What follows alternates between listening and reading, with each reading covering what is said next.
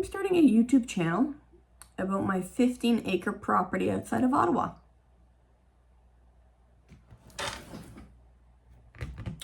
I did not see this one coming.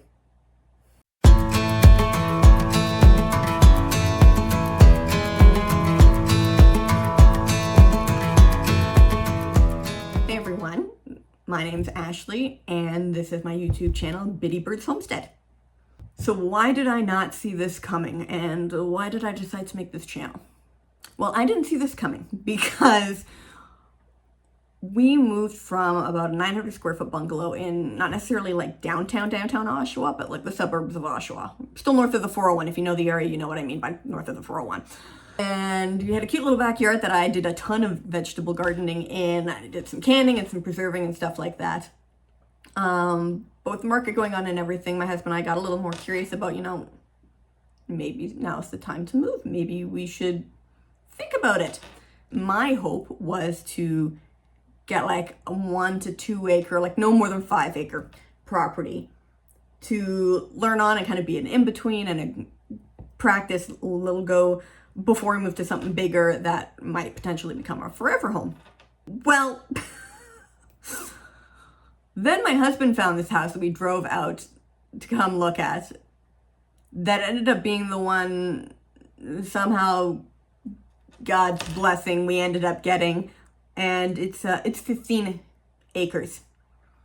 I want to say about 2.5 acres might be the cleared area around us, and then a ton of bush in the back, and a 50 by 100 foot pond that we didn't even realize was there until we got the land plans, like the survey. So yeah, it did basically jumping in the deep end there. So it's going to be an adventure, and I thought I'd document it. Now, this by no means is going to be some highly educational homesteading video like there's so many other people doing out there right now that have grown up on homesteads. It's a generational thing, or they're very well educated in this. Pretty much everything I know, I learned from those YouTube channels.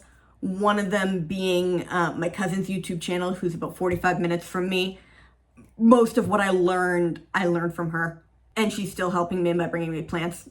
This is going to be more of a, maybe for people who are in the suburbs or the city and thinking about moving out to the country, what it kind of entails. I'm sure a lot of you will probably laugh at some of the stuff that happens or that I do or that we find bizarre because it's commonplace or something. But if nothing else, it'll be entertaining for some people. Maybe some other suburbanites will see it and be like, you know what, I think I could do that. You guys can kind of see how it grows, and my family who doesn't live nearby can see what we're working on, and it'll be a bit of a piece of history for me and my husband to look back on as the house grows. The deciding factor for me that really made me decide to make this YouTube channel was abandoned gardens we started finding after we moved in. So we obtained this property in early December, lost our property in Oshawa right before Christmas. So we were moved in by Christmas Day, and then right after we moved in, epic dump of snow. The area I'm in constantly has snow through the winter. Like, I finally have grass now. I have for a couple weeks, but it snows a lot, and the snow sticks. So when we're walking the property and going through the bush on our ATV and stuff, there's a couple paths. We're like, okay, cool. There's some paths going through here. There's a path going down the side of the house. Once we cut a tree that had fallen down over the path, there's a little bit of an opening. And then spring came.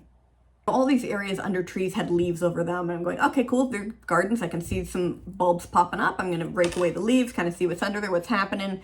And then some areas that I thought were just bush started having green stuff pop up. And I think I've found a couple abandoned gardens that now, instead of focusing on growing the gardens this year, I'm going to focus on trying to save those ones.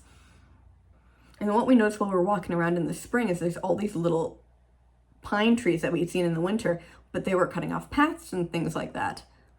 And it's behind these pine trees that I'm starting to see plants growing, and they're not native plants because I can see the little nursery bands on them. I had found I believe it was a 9 bark tree. It still had the nursery tag in it. buried in the back of one of these gardens that's covered in garbage and branches and stuff.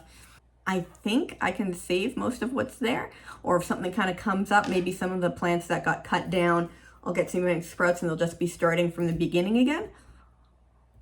But I thought it might be kind of cool to also show recovering the garden that's been left unattended for a little while. So that might be a neat little thing for people to see.